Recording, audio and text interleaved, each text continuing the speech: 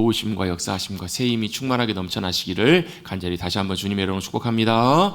우리 앞뒤좌우 옆에 계신 분들과 인사 한번 나누겠습니다. 평안하셨습니까? 이 밤에 뵙게 돼서 참 반갑습니다. 마지막입니다. 주님의 사랑으로 사랑합니다. 사랑합니다. 여러분, 사랑이란 말이 참 좋은 말이잖아요. 사랑한다고 고백하고 사랑이 흘러가고 사랑이 전해지고 하면 희한하게도 그 사랑이 우리의 생명과 잇닿아 있어서 우리의 영혼을 힘이 있게 하고 또 살아 일어나게 합니다. 여러분, 누군가의 사랑을 받으면 참 그것이 힘이 되시죠. 그죠? 누군가의 사랑을 받으면 참 좋습니다. 또 누군가를 사랑하는 것도 마찬가지로 참 좋고요. 누군가를 사랑하면 말할 수 없는 그런 에너지와 힘들이 나요. 짝사랑만이라도 누군가를 좋아하는 사람이 있으면 그 사람만 생각만 해도 어때요? 마음이 막 들썩들썩거리고 일어나고, 뭐 벌써 이미 이제 그런 과정을 다 지나셨다고요.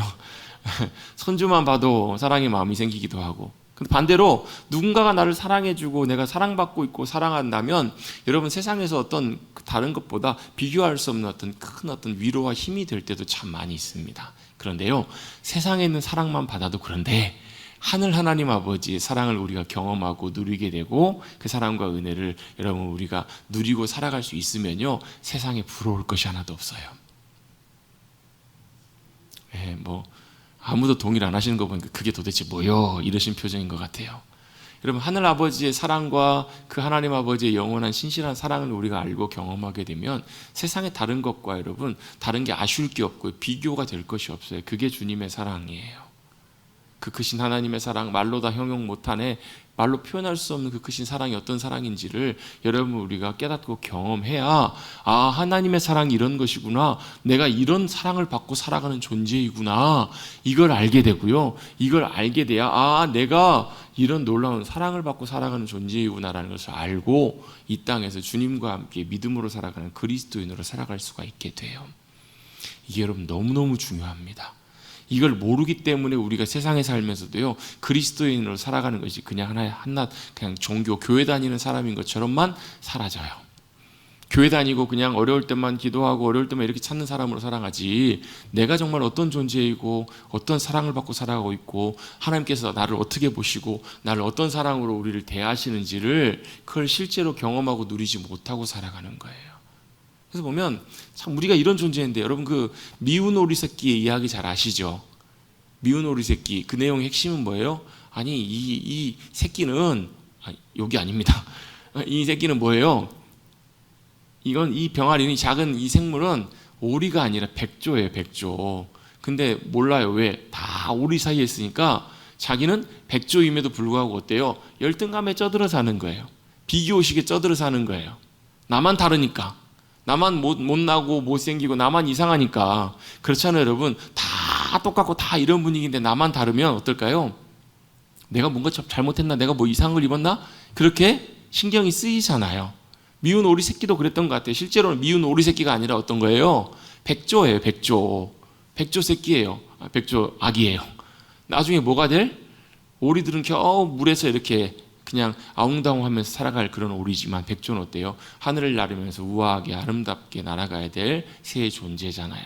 자기가 자기 자신이 어떤 존재인지를 알게 되었을 때 그 상황에 있어도 어때요? 나는 괜찮아.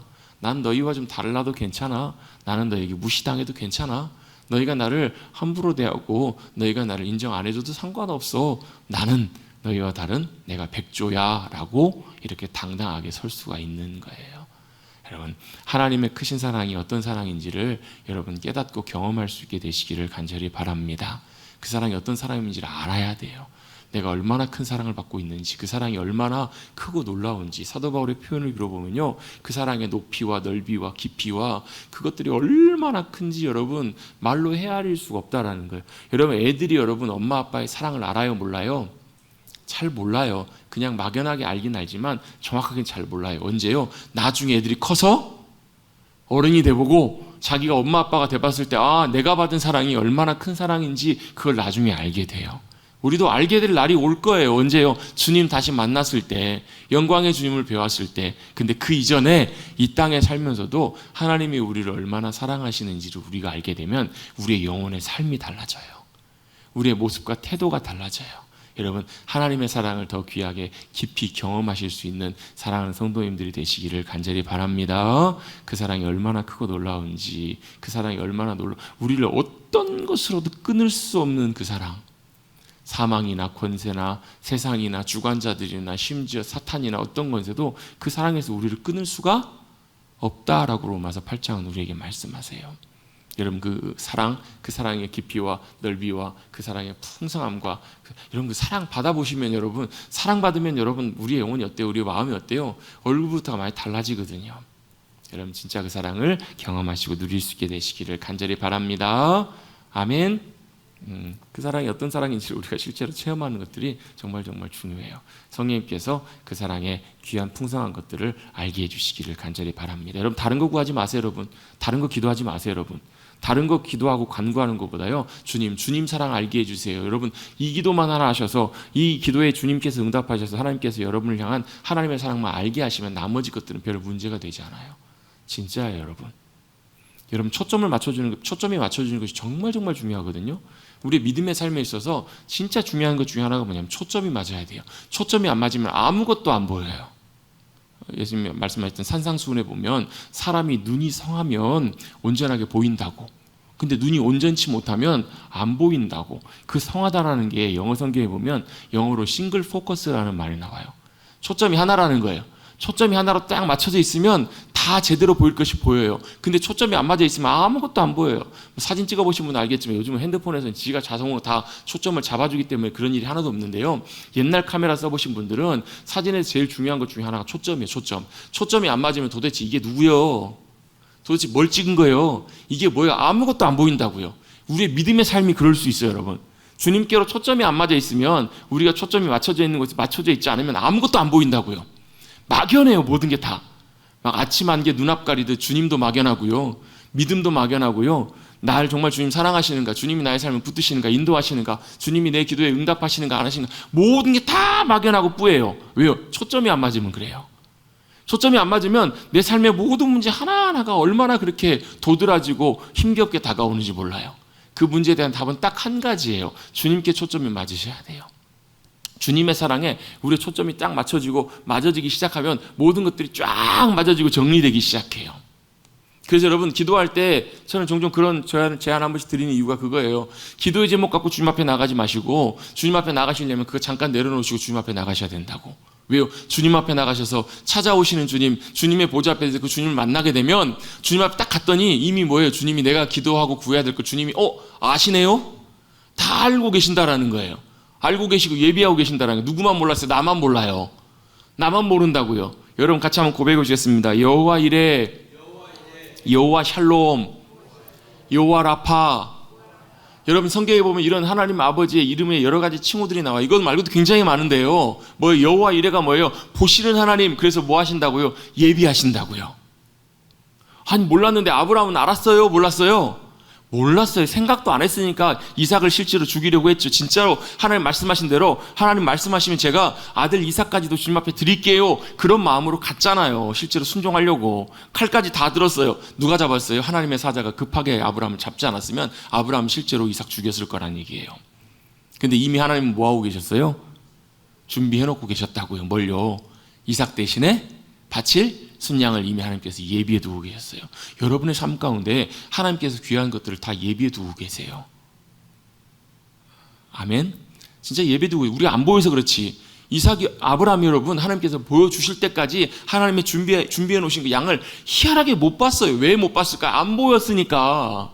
안 보인다고. 여러분 초점이 안 맞으면 주님께로 초점이 맞춰지기 시작할 때, 그리고 주님께 믿음으로 나가 주님 앞에 만날 때, 우리가 구하고 우리의 필요한 모든 것들 여러분 보면, 그것들 앞에 뭐 할 수 있냐면 아멘 하고 믿음으로 내려올 수 있어요. 왜? 제가 구하기 전에 저보다 주님이 더 잘 알고 계시네요, 그리고 예비하시고 인도하시네요. 이걸 뭘요? 내가 그 순간에 주님 앞에서 확인하고 경험할 수 있기 때문에 그래요. 여러분 주님께 초점이 맞춰지십시다. 그리고 주님 앞에 믿음으로 나가셔서 그 주님 믿음으로 붙드십시다. 여러분 안 되시면 야복강에 여러분 야곱 생각하시면서 그렇게 주님 붙드세요. 안 되겠다 싶으면 여러분, 옛날에는 기도하러 산에 가면 맨날 그런 표현 잘 썼거든요. 소나무 뿌리 잡고 뽑으라고, 나무 하나 뿌시 뽑으라고. 여러분 소나무 뿌리 붙잡고 뽑아보세요. 뽑히나? 절대 안 뽑혀요. 몰라 요만한 것들은 뽑히겠지만 웬만큼 큰 거는 여러분 웬만한 장성이 흔들어도 여러분 소나무 뿌리 잘 안 뽑혀요. 왜 소나무 뿌리 뽑으라 할까요? 여러분 남의 산 갖고 소나무 뿌리 뽑으면 그거 재물손괴잖아요. 근데 왜 소나무 뿌리 뽑으라고 할까요? 야복강가에 있었던 야곱처럼 뭐 하라는 거예요? 간절히 주님 붙들라는 얘기잖아요. 간절히 주님 붙들고 의지해서 여러분 생각해 보세요. 죽을 병 걸렸다. 히스기야처럼 야 이사야를 하나님께서 보내셔서 왕이시여 하나님께서 당신 이제 삶을 정리하시라고 합니다.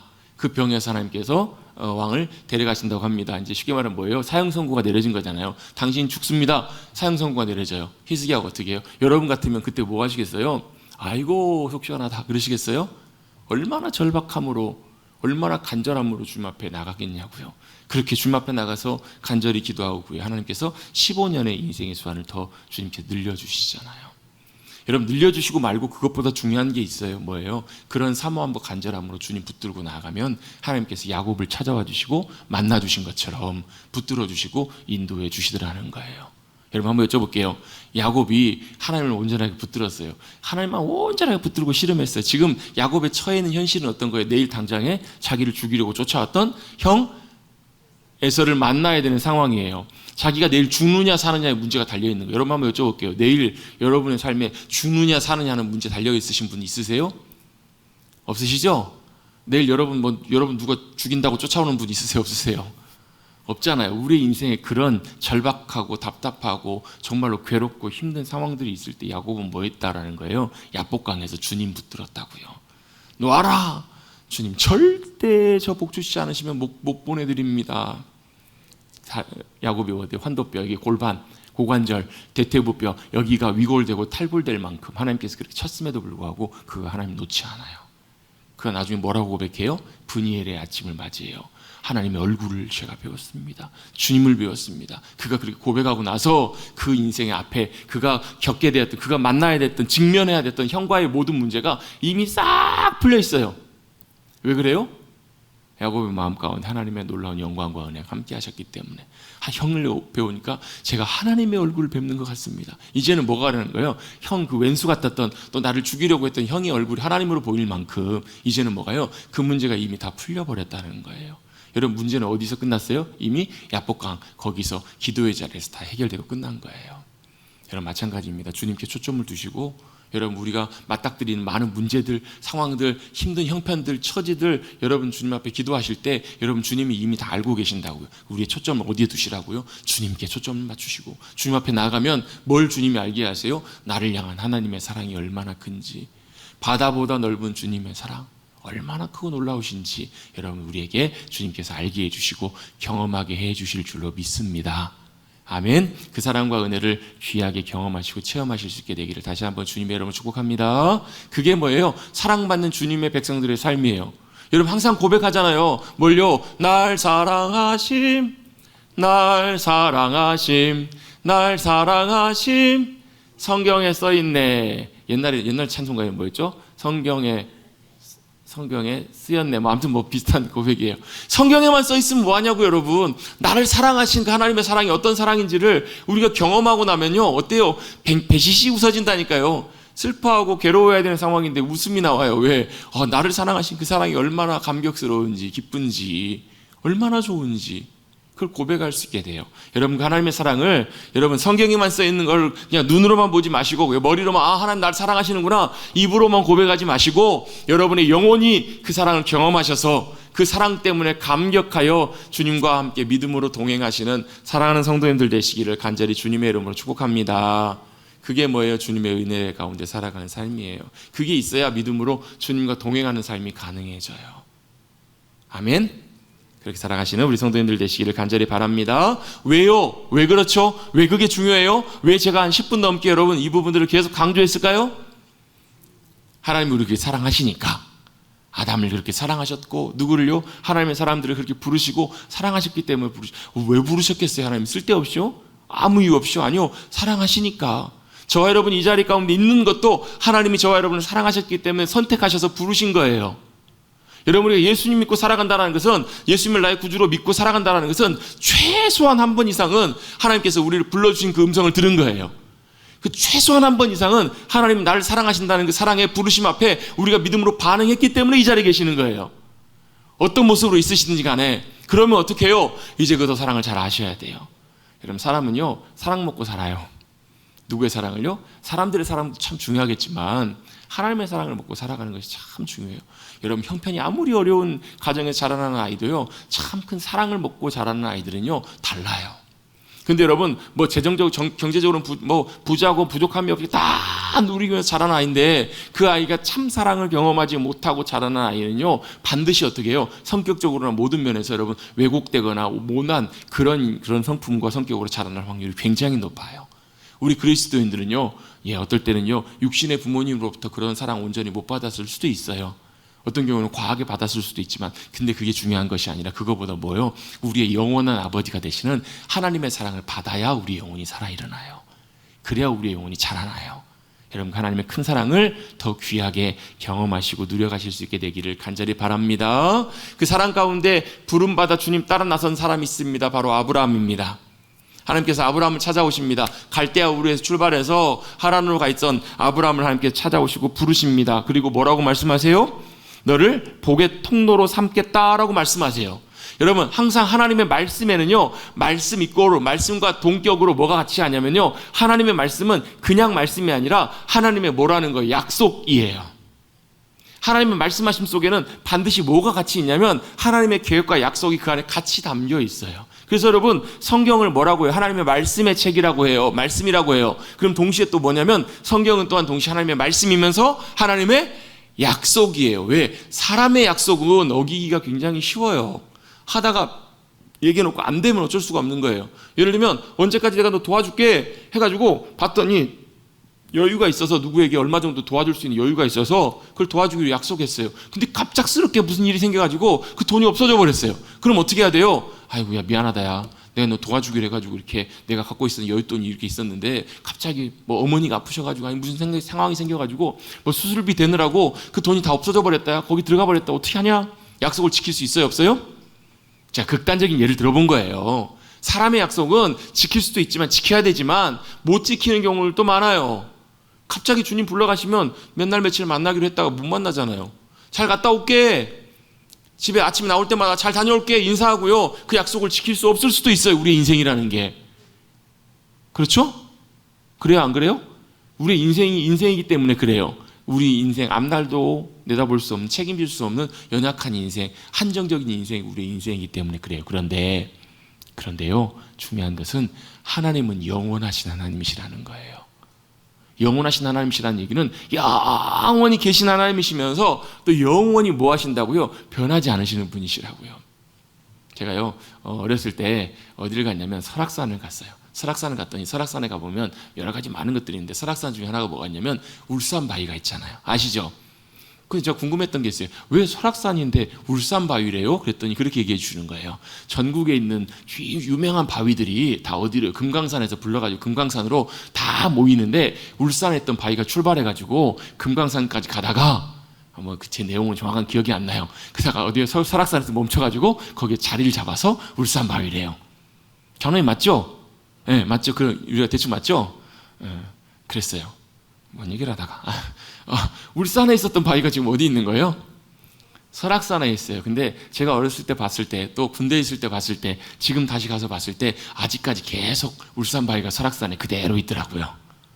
아마 100년 후에 가도 울산으로 돌아가지는 않았을 거예요. 왜요? 바위는 쉽게 움직이지 않아요. 견고해요. 그런데 바위도 언젠가는 무너지거나 떨어지거나 없어질 때가 올지도 몰라요. 그런데요, 영원하신 반석 되시는 주님은 영원히 사라지지 않으시고 없어지지 않으시고 움직이지 않으시고 변하지 않으신다라는 거예요.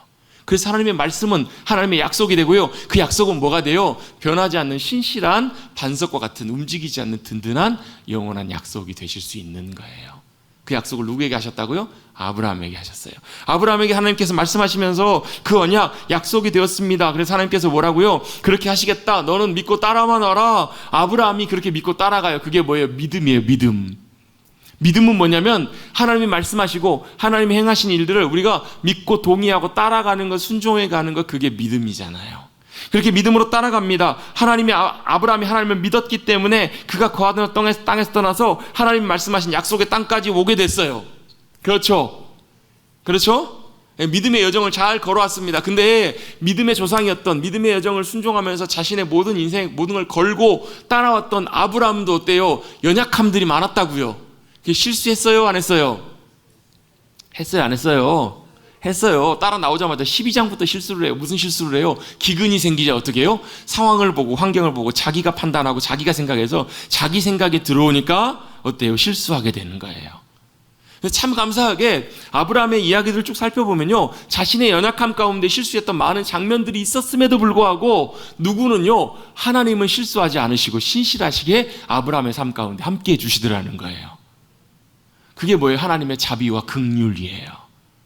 아브라함은 연약했는데요, 아브라함도 실수를 했거든요. 아브라함도 잘못을 했는데 그때 누가요? 신실하신 하나님께서 자비와 긍휼로 함께 하셔서 그의 연약함을 채워주시고 도와주신 거예요. 그 실수로 말미암아 사실 위기의 순간을 만나요. 어떻게 보면 낭패를 당할 만한, 그 수치를 당할 만한 그런 상황에서 하나님이 직접 개입하셔서 그를 도우시고 오히려 그 순간을 피하게 하시고 오히려 그 일들을 바꾸셔서 더 큰 복과 은혜로 함께해 주세요. 애굽에 내려갔다가 돌아올 때는 어떻게 해요? 더 많은 은근 보화와 많은 재물과 짐승과 가축과 종들을 데리고 다시 그 땅으로 돌아오게 돼요. 우리의 연약함을, 아브라함의 연약함을 바꾸셔서 하나님의 복과 은혜로 함께해 주신 하나님의 신실한 은혜와 사랑이 아브라함 가운데 함께해 주시는 거예요.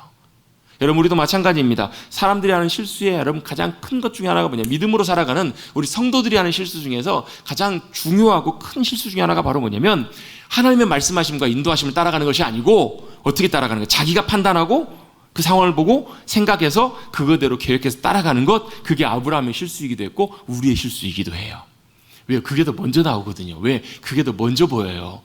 하나님의 뜻과 길보다, 하나님의 판단보다 뭐가 먼저 보이냐면 내 눈에 들어오는 것, 내 머릿속에 들어오는 것, 생각 속에 들어오는 판단과 경험과 가치가 더 먼저 우리보다 앞서 작용하기 때문에 그래요. 그래서 여러분, 그걸 항상 뭐 해야 돼요? 그거대로 판단해서 따라가기보다 그거 잡아당기셔야 돼요. 그거대로 그것이 나를 끌고 가는 것이 아니라 어떻게 해요? 그 상황 속에서 하나님이 말씀하시는 것이 무엇이고 하나님이 인도하시는 것이 무엇인지를 여러분 우리가 잘 판단하고 따라가야만 한다는 거예요.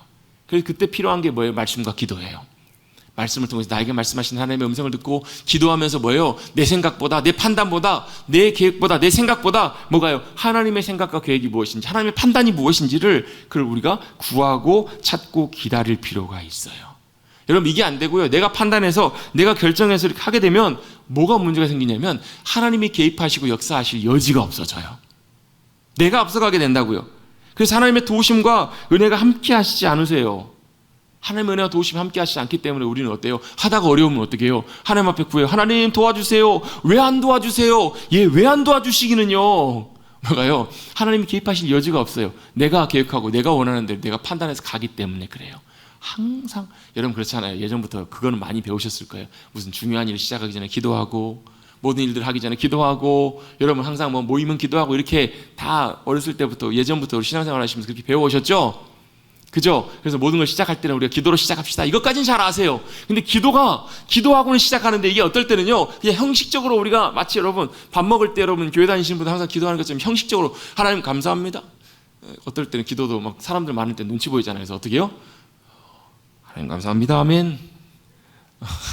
이렇게까지는 안 하시겠지만 그렇잖아요. 뭐 하기는 해야 되겠으니까 어쩔 수 없이 형식적으로 하는 그런 경우도 생긴다고요. 그게 여러분 우리가 모든 일을 시작하기 전에 기도하는 거예요. 기도의 의미가 아니고 뭐 하는 거예요? 이 일에 있어서 뭐가요? 내 뜻과 내 생각과 내 계획과 내 판단이 아니라 하나님의 인도하심과 계획하심과 말씀하심, 이끄심이 어디 있는지를 우리가 하나님 앞에 여쭤보고 인도하심을 따라가겠습니다, 순종하기를 원합니다, 그걸 고백하고 주님의 도우심과 은혜를 구하는 게 뭐라고요? 기도하는 거라고요. 여러분, 이게 정말 중요해요. 이게 안 돼서 내 생각대로 가다가 많은 문제들이 생겨요. 아브라함처럼요.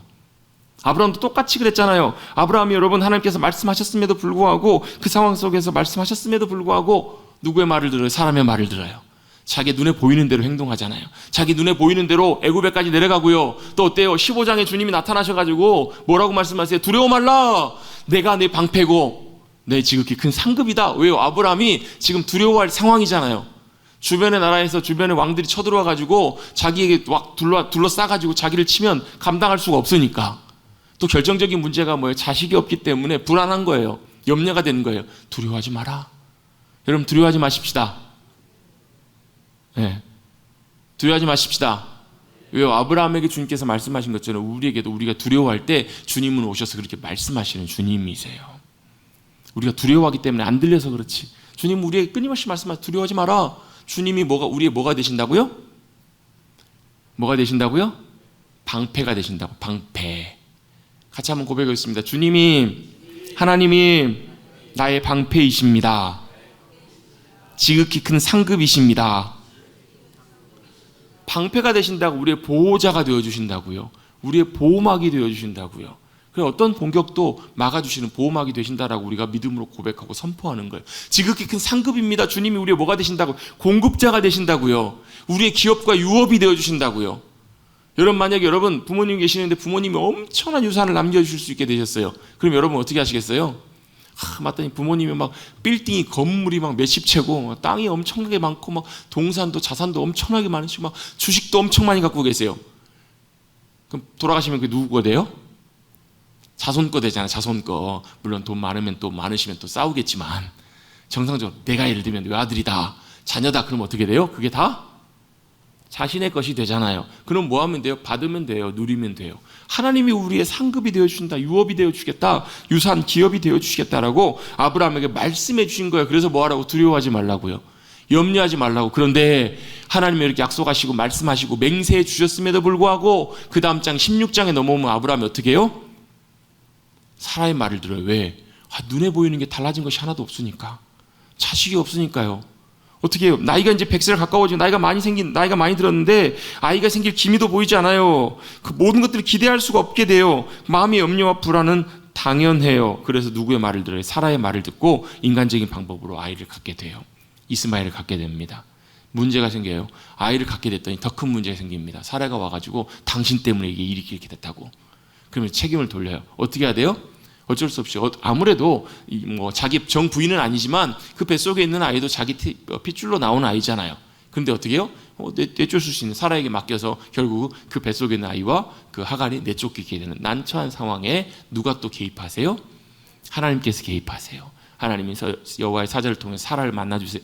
하갈을 만나주세요. 그리고 어떻게 해요? 하갈이 이렇게 고백하잖아요. 보시는 하나님. 내 모든 형편도 보시나. 사실 이 은혜와 복이 누구 때문에요? 아브라함 때문에 내려온 것이거든요.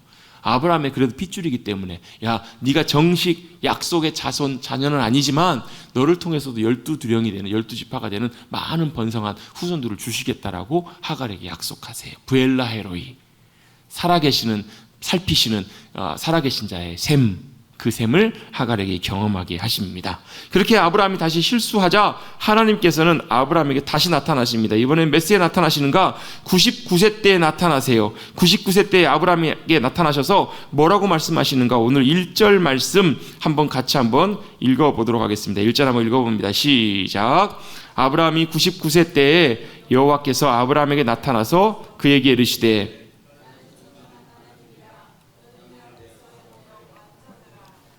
아멘. 이스마엘 문제가 이제 어느 정도 좀 정리가 됐어요. 그렇죠? 이스마엘 문제가 하나님의 은혜 가운데 하나님 개입하셔서 어느 정도 잘 마무리가 좀 되었습니다. 그렇게 마무리가 되었는데 하나님께서 그 상황 속에서 어떻게 하시는가? 다시 아브라함에게 나타나세요. 다시 아브라함에게 나타나십니다. 여러분 이 모든 과정들은 아브라함에게 있어서는 영적인 성장의 과정이에요. 믿음의 성장의 과정입니다. 아브라함도 계속 이런 실수들이 반복되면서 여러분 이게 성경에 보면 창세기 12장부터 22장까지 아브라함이 이야기해 보면요. 이게 이 패턴이 계속 반복이 돼요. 하나님이 나타나셔서 말씀하세요. 아브라함은 뭐예요? 믿고 동의해요. 믿습니다. 믿고 따라갑니다. 그런데 어때요? 그리고 나서 실수합니다. 그때 어떻게 다시 하나님 오셔서 아브라함에게 두려워하지 말라고 말씀하시고 그 언약으로 주님 다시 말씀해 주세요. 그럼 아브라함은 어떻게 해요? 다시 또 믿고 동의합니다. 이 과정들이 계속 반복돼요. 그래서 그 과정을 통해 직접 부딪히면서 사실 배우고 성장하는 그런 과정 속에 있는 거예요. 그래서 사실 아브라함이 여러 번 실패했지만 단순히 그 실패와 좌절이 실패가 아닌 이유는 하나님께서 아브라함을 여전히 붙드시고 믿음의 삶의 여정으로 이끌고 계시기 때문에 그래요. 그래서 여러분 실수했다, 실패했다, 때때로 하나님께서 우리에게 고통이나 좌절과 아픔을 주신다. 그 이유는 하나님이 우리를 미워하셔서 그러신 것이 아니에요.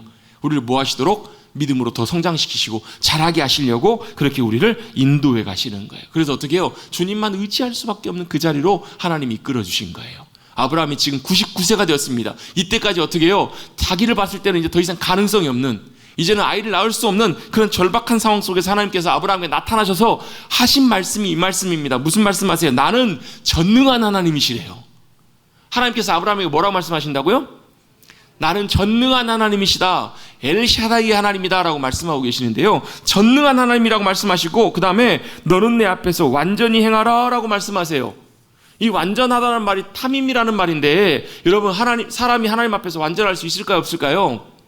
없어요. 그런데 왜 완전하라고 말씀하셨을까? 이 말씀에는 제가 볼 땐 두 가지 의미가 있다고 생각을 해요. 첫 번째, 여러분, 먼저 앞에 전능한 하나님이라는 말씀은 이 의미를 아시겠죠? 모르시겠어요? 하나님 어떤 분이시라고요? 전능한 하나님, 전능하시다라는 말이 무슨 말이에요? 모든 것을 다 하실 수 있는, 하나님의 능력으로 모든 것을 다 행하실 수 있는 분이 하나님이시라는 거예요. 여러분, 온 우주 만물 가운데, 모든 존재 가운데 전능하신 분은 하나님 한 분밖에 안 계세요. 진짜로 믿으세요? 믿으시는데 왜 그렇게 사세요? 전능한 하나님을 우리가 믿는다면 하나님은 모든 것을 다 행하시고 이루실 수 있는 하나님이시라고요. 그리고 두 번째 말씀하신 내용이 뭐냐면, 너는 그래서 내 앞에서 완전하라. 하나님 앞에 설 때 완전하라는 말은 무슨 얘기냐면, 하나님의 완전하심 앞에서 너도 그렇게 믿음으로 서라라고 말씀하시는 거예요. 사람은 완전할 수가 없어요. 아브라함이 아무리 완전하게 살려고 해도 안 된다고요. 누구요? 전능하시고 완전하신 하나님 앞에 나오라는 거예요. 그리고 인정하라는 거예요. 누가요? 하나님이 전능하시고 완전하신 하나님이시라는 것을 고백하고 인정하라는 거예요. 여러분, 다시 한번 저를 따라 고백해 오시겠습니다. 전능하신 하나님, 완전하신 하나님. 아멘. 찬양의 가사 보면 그런 가사가 있어요. 완전하신 하나님, 실수가 없으신 좋으신 나의 하나님, 신실하신 하나님, 이런 찬양의 고백이 있어요. 여러분, 자꾸 고백하세요. 여러분, 오늘은 다 안 하시려고 작정을 하셨나 봐요.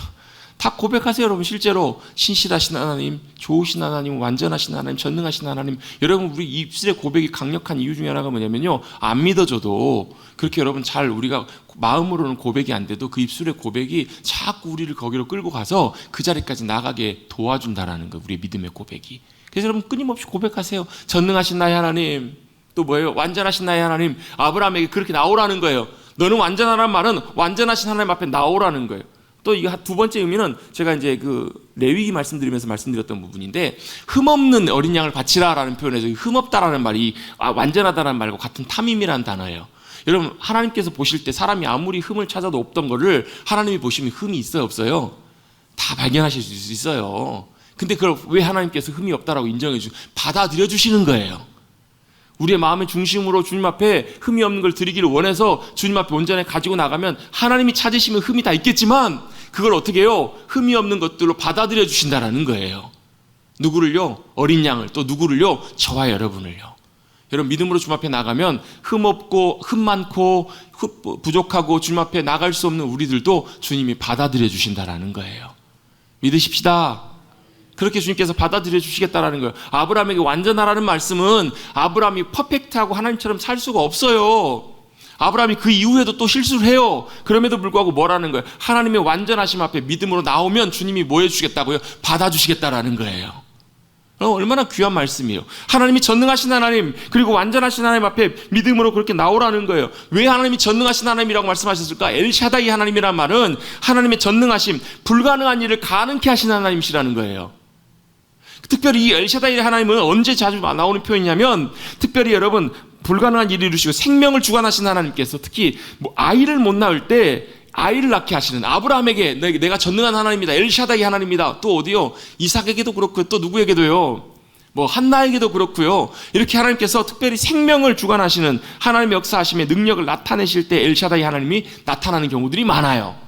그래서 여러분, 전능하신 하나님이시라는 얘기는 불가능한 일을 이루시고 생명을 낳게 하신 하나님이시라는 그것을 표현해 주시는 표현이라는 거예요. 그리고 주님이 이렇게 더 이어서 말씀하십니다. 2절에 보시면, 내가 내 언약을, 하나님의 언약을 나와 너 사이에 두어 너를 크게 번성하게 하리니 라고 말씀하세요. 여러분, 이 장면 기억나시죠?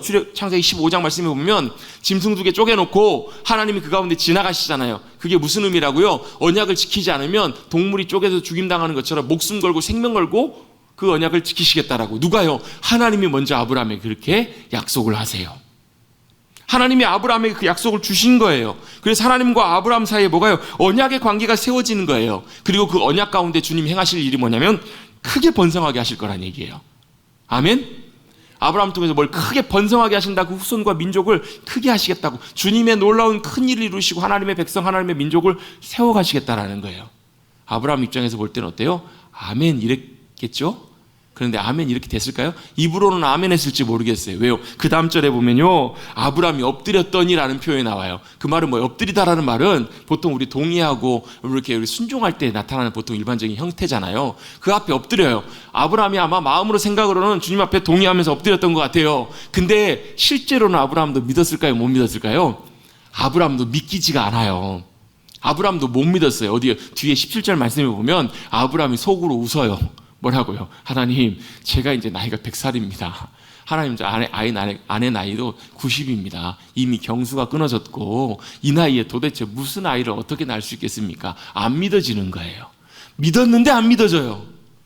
여러분, 우리의 믿음이 그런 경우가 참 많아요. 입술로는 아멘하고 믿어요. 동의해요. 아, 전능하신 하나님, 나를 사랑하신 하나님, 아멘해요. 여러분 그러시죠? 아까도 다 아멘 하셨잖아요.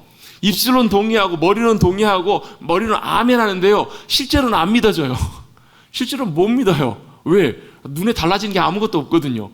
불가능한 일이거든요. 있지도 않은 일이거든요. 뭔가 좀 눈에 보이고 뭔가 일이 가능성이 좀 있어 보여야 그렇게 하는데요, 여러분 믿음은요, 하나님의 역사하심은, 하나님의 전능하심에 나타내심은요, 전혀 가능성이 없는 그 자리부터 주님이 시작하세요. 사람의 가능성, 사람이 할 수 있는 것, 모든 것들을 다 주님께서 없애버리시는 그 자리 가운데서부터 주님은 그 주님의 일들을 나타내시는 거예요. 어찌 보면 이 아브라함의 이 상황이 아브라함이 감당해야 되는 하나님의 다루심과 시험 가운데서 가장 어려운 시험 중에 하나였을 거예요. 이삭을 바치라는 시험과 함께. 뭐예요? 아들 문제, 자식 문제, 자손 문제, 큰 민족을 이루게 하시겠다? 지금 내 코가 석자인데 지금 이게 무슨 의미가 있겠냐는 거예요. 사실 이 문제는 아브라함도 하나님의 언약이 이루어지기 위해서는 제일 중요한 문제가 뭐예요? 지금 한 명이라도 자기 아들이 지금 태어나야 돼요, 여러분. 그래요, 안 그래요? 아브라함 입장에서는 이 자식 문제가 굉장히 절박하고 중요한 문제예요. 이 문제가 반드시 해결이 되어야 하나님의 언약이 영원하도록 그대로 진행이 된다고요. 그래서 아브라함도 나름대로 노력을 했어요. 어떻게 해요? 사라의 말을 들어가지고 15장에서는 누구요? 하나님, 엘리에셀을 그냥 제 후계자로 삼겠습니다. 이제 아들 낳기는 글렀으니까. 16장에서는 어때요? 사라의 말을 듣고 하갈을 통해서 이스마엘을 낳아요. 그랬더니 하나님께서 뭐라고 말씀하세요? 다 노라고 말씀하세요. 다 아니다라고 말씀하세요. 왜? 그건 하나님의 방법이 아니었기 때문에 그래요. 하나님의 길이 아니었기 때문에 그래요. 아브라함이 했던 그 모든 길들은, 여러분, 아브라함의 해결책은 여러분 다 하나님의 길과 달랐기 때문에 그래요. 여러분, 이 길을 알고 따라가야 하나님의 행하심을 볼 수 있는데, 이게 없으면 여러분 그냥 사람이 하는 그 일에 불과하더라는 거예요. 뭐가 안 되는가? 전능하신 하나님의 역사하심을 우리가 경험할 수가 없게 돼요. 여러분, 사람이 하는 방법이 아니라 하나님이 하시는 그 방법, 그 일들을 통해서만 뭘 하시는가? 하나님의 전능하심을 주님은 나타내 주시는 거예요. 그래서 그걸 나타내시기 위해서 뭘 하시는 거예요? 아브라함과 사라가 이제는 더 이상 인간적인 방법으로는 아이를 낳을 수 없는 그때까지 주님은 인내하고 기다리게 하신 거예요. 자, 한번 여쭤보겠습니다. 이제 아브라함과 사라가 아들을 낳을 수 있어요, 없어요? 있어요, 없어요? 아니, 이해가 잘 안 되시나 봐요. 지금 아브라함의 나이가 99세, 사라의 나이가 89세예요. 아이를 낳을 수가 없는 나이죠. 불가능한 나이예요. 인간의 불가능함 앞에서 이제 누가요? 전능하신 하나님의 전능하심이 이제 역사하실 때가 된 거예요. 그걸 주님은 나타내기를 원하시는 거예요. 또 때때로 우리가 믿음으로 순종해서 그런 주님의 놀라운 역사하심을 경험하게 하시기 위해서 우리를 어디까지요? 불가능한 자리까지, 우리가 모든 것들이 힘이 다 빠지고 우리가 아무것도 할 수 없는 그 자리까지 우리를 이끌어 가시는 분이 우리 하나님이신 거예요. 그래서 여러분, 우리 인생에 그런 일을 경험하실 때 막 절박하고 두렵고, 왜 안 주시는지, 왜 나에게 이런 고통을 주시는지, 왜 답답하고 막막하고 답이 안 보이는지, 왜 하나님께서 나를 이런 자리까지 몰아가게 하시는지, 어떤 목사님 표현을 보면 하나님이 자신을 사면초가 앞뒤 좌우 다 막아버리시고 위에서 밟으시더라는 거예요. 지하에 놓고 가두시고 밟으시더라는 거예요. 왜 그러셨을까요? 하나님이 힘들게 하시려고, 괴롭게 하시려고 아니라는 거예요. 이제는 뭐밖에 바라볼 곳이 없어요? 전능하신 하나님, 하나님의 역사하심만, 하늘만 바라볼 수밖에 없는 상황으로 주님이 몰아가시면서 뭐하게 하시는 거예요? 믿음으로 순종하며 따라오기를 하세요. 왜? 그때 역사하신 하나님의 역사하심이 하나님의 일하심이고 전능하심이기 때문에 그래요. 여러분, 전능하신 하나님, 그 하나님이 저와 여러분의 삶을 통해서 역사하시는 그런 귀한 역사하심들을 경험할 수 있게 되시기를 주님의 이름으로 축복합니다. 그걸 하기 위해서는 어떻게 하나님 때때로 우리를 불가능한 자리로 인도하신다고요. 사람이 손을 놔버리는 자리, 병원에서도 아무것도 할 수 없는 그 자리까지도 하나님께 때때로 인도하실 수도 있어요. 내가 할 수 있는 것이 아무것도 없어요. 여러분, 많은 그런 일들 있죠. 특별히 무슨 문제들이요, 뭐 경제적인 문제도 마찬가지고 건강의 문제도 마찬가지겠지만 뭐 자녀의 문제, 가정의 문제, 내 마음대로 내 뜻대로 안 돼요. 되세요? 되세요? 안 되세요? 안 되신다고요. 불가능하다고, 안 된다고, 내 뜻대로. 왜 그렇게 하나님께서 그 일들을 해결 안 해주신다고요? 불가능한 상황 속에서 누가요? 하나님의 전능하심을 이제는 주님이 나타내셔야 합니다 라고 순종하며 믿음으로 주님 앞에 나오도록 저와 여러분을 그 자리에 몰아넣으시고 부르고 계시는 거예요. 그리고 하나님께서 아브라함에게 이렇게 말씀하십니다. 너뿐만 아니라 너의 후손까지도 그들의 하나님이 되실 거라고 말씀하세요. 보라, 4절입니다. 보라, 내 언약이 너와 함께 있으니 너는 여러 민족의 아버지가 될 것이다. 아니, 지금 아들 하나도 없는데, 아버지가 되지도 못했는데 여러 민족의 아버지가 되게 하실 거래요. 그래서 이름을 뭐라고 바꾸라고요? 열국의 아버지 아브라함으로 이제 바꾸라는 거예요. 사라도 나중에 이름을 바꾸시죠. 사레라 하지 말고 열국의 어머니 사라라 이렇게 하라 라고 말씀하시면서 6절입니다. 내가 너로 심히 번성하게 하리니 내가 내게서 민족들이 나게 하며 왕들이 내게서부터 나올 것이고, 7절은 같이 한번 읽어봅니다. 7절 읽어봅니다. 시작. 내가 내 언약을 나와 너 및 내 대대 후손 사이에 세워서 영원한 언약을 삼고, 아멘. 너뿐만 아니라 누구에게요? 너의 후손 대대로까지 그 언약을 그대로 삼으셔서, 언약을 유지시키셔서, 언약을 맺으셔서 후손 사이에 하나님이 그 너희의 하나님, 그 이스라엘의 하나님이 되게 하시겠다라고 약속해 주신 거예요. 아들 한 명도 안 주셔놓고도. 그 일은 뭐예요? 주님이 그 일을 행하시겠다라는 거예요. 아브라함도 아마 믿고 싶었겠죠. 믿기를 원했겠죠. 믿음으로는 동의했겠죠. 근데 실제로는 잘 안 믿어졌을 거예요. 아무것도 눈에 보이는 것이 없으니까. 그런데 하나님은 아브라함의 생각을 뛰어넘어서 아브라함의 후손을 통해서, 아브라함의 후손과 후손, 대대 후손 통해서 하나님께서, 하나님이 그들의 하나님이 되시고 큰 나라, 큰 민족, 영원한 언약 가운데 세워진 그들의 후손들을 하나님께서 민족을 세워주시겠다라고 하나님께서 약속해 주시는 거예요. 그게 아브라함을 향한 하나님의 약속이고 계획이셨습니다. 8절입니다. 내가 너와 내 후손에게 내가 거류하는 이 땅, 그 땅도 주시겠다고요. 그 땅이 실제로 그래서 뭐가 돼요? 가나안 땅, 약속의 땅, 이스라엘, 하나님이 함께 거하시는 거룩한 주님의 땅이 되게 된 거예요. 그게 바로 하나님의 계획이시고 약속이셨습니다. 그걸 하나님께서 아브라함에게 다시 한번 강조해 주십니다. 그러면서 9절 10절 말씀해 보면 그 언약을 하나님께서 말씀해 주시면서, 야, 너도 그 언약을 지키라. 네 후손들도 그 언약을 지키고 그 언약 안으로 들어와라. 그러면서 그 언약을 지키는 상징적인 표징으로 뭐라고 말씀하시냐면, 남자는 다 할례를 받으라는 거예요. 할례를, 태어난 지 8일 만에 할례를 행하라. 이 할례가 바로 뭐냐면 하나님과 우리 사이에 이 언약이 그대로 유효하다라는 것을 몸에다가 징표로 삼아 새겨놓는 거예요. 그래서 여러분, 이 할례를 받은 사람들은 죽을 때까지 몸에 무슨 징표가 남아있어요? 내가 하나님의 언약 안에 있다라는, 하나님의 언약의 백성이라는 것을 몸에 새겨놓고 살게 되는 거예요. 여러분, 우리가 몸에 뭘 새겨요? 요즘 보면 문신들 한 번씩 새깁니다. 고대에도 사실은 몸에 문신을 새기거나 이렇게 할례를 행하기도 했어요. 다른 목적으로, 다른 이유로 할례를 행하기도 했는데요. 특히 뭐 문신 같은 경우에는 이런 경우 많이 했다고 해요. 예를 들면 사자, 죽은 사람, 먼저 죽은 사람을 기억하기 위해서 몸에다가 그 사람의 이름이나 그 사람의 이런 것들을 기억할 만한 것들을 새긴다고 하는 거예요. 애도하면서 잊어버리지 않기 위해서 몸에다가 문신을 새기는데 하나님께서 그걸 금지하세요. 몸에다 문신 새기지 말라고. 요즘 보면 젊은 세대를 보면 문신들 참 많이 하잖아요. 여러 가지 이유로. 성경에서 보면 하나님 몸에 문신 새기지 말래요. 왜요? 왜 그러셨을까? 딱 한 가지만 몸에다 새겨놓으라는 거예요. 그게 뭐냐면 남자로 치면 할례예요. 할례. 그거 하나만 딱 몸에 새겨놓고 그걸로 죽을 때까지 잊어버리지 말라는 거예요. 뭐가요? 내가 하나님의 언약 안에 있다라는 것을 잊지 말라는 거예요. 아멘? 그게 할례예요. 그래서 할례는 이스라엘 백성들 모든 남자들이 다 행하는데, 그걸 통해서 내가 하나님의 언약의 백성입니다라는 것을 잊지 말고 몸에 기억하고 새기라. 언제까지? 죽을 때까지. 근데 지금은 어떻게 해요? 예레미야, 에스겔에도 그 말씀이 나오고 로마서, 갈라디아서 그 말씀이 나오는데요. 이 할례를 지금은 우리에게 어디다가 말씀하시냐면 우리의 마음에다가 하래요. 우리의 영혼에다가 할례를 행하라는 거예요. 누가요? 성령이며. 성령님이 우리의 심령 속에 마음 속에 할례를 행하게 하세요. 그래서 우리는 어때요? 마음의 할례가 행해진 자들이에요. 그걸 주님께서 보실 때마다 야 너는 나의 언약의 백성이다 라고 주님이 그 징표를 보시면서 우리를 확인해 주시는 거예요. 우리도 마찬가지예요. 그 마음의 할례를 볼 때마다 뭘 봐요? 내가 하나님의 언약의 백성입니다. 내가 하나님의 약속과 언약 안에 있습니다. 이것을 잊지 않고 살게 되는 거예요. 여러분, 결혼 반지, 저도 이제 결혼하고 결혼 반지를 안 끼고 다닙니다. 왜냐하면 다른 이유 때문에 그런 게 아니라 살이 쪄가지고 반지가 안 맞아서. 그럼 늘리면 되지 않냐? 귀찮아가지고 안 하다 보니까 지금까지 거의 한 10몇 년 동안 안 하고 다니고 있어요. 결혼 반지는 어때요? 약속의 징표잖아요. 내가 결혼했다는 것을, 사랑하는 아내가 있다는 것을, 배우자가 있다는 것을 징표하는 징표잖아요. 요즘 뭐 반지도 잘 안 끼고 다니는 분들 많지만. 근데 이건 뭐예요? 빼버리면 돼요. 빼버리면 여러분 있다가 없어요. 근데 몸에 새겨지는 것은 없어지지 않잖아요. 죽을 때까지. 그 언약을 하나님께서는 잊지 않도록 몸에다가 늘 기억하도록 새기라라고 말씀하세요. 그것만 의지하라, 그것만 바라보라, 그렇게 주님께서 기억하도록 할례를 행하게 하시는 거예요. 지금 우리 어떻게 해요? 성령님을 통하여 우리의 신비 가운데, 우리의 마음 가운데, 영혼 가운데 주님이 우리를 인쳐주시고 할례 가운데 주님께서 우리가 언약의 백성임을 보증해 주고 계신 줄로 믿습니다.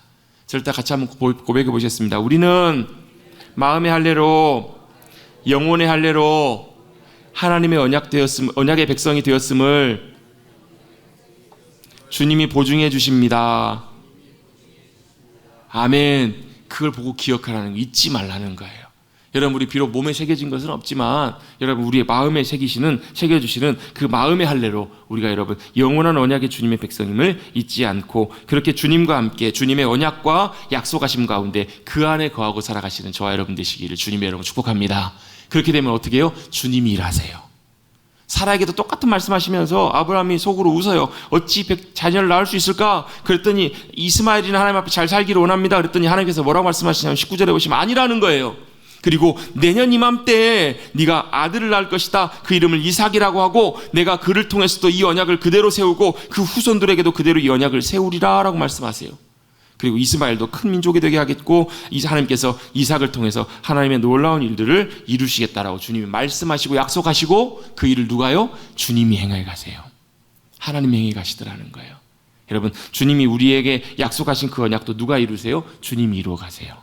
주님이 행해 가신다는 거예요. 여러분, 그걸 믿음으로 꼭 붙잡고 우리가 하나님의 언약 안에 있는 하나님의 언약의 백성임을 꼭 기억하시고 나가시는 저와 여러분 우리 모두가 되시기를 주님의 이름으로 축복합니다. 아멘. 이 아브라함의 무능, 아브라함의 불가능 가운데 하나님의 손길이 함께 하셔서 놀라운 능력을 이루어 주신 것처럼 엘샤다이 전능의 하나님, 그 하나님의 언약 가운데 살아가시는 저와 여러분 우리 모두가 되시기를 다시 한번 주님의 이름으로 축복합니다.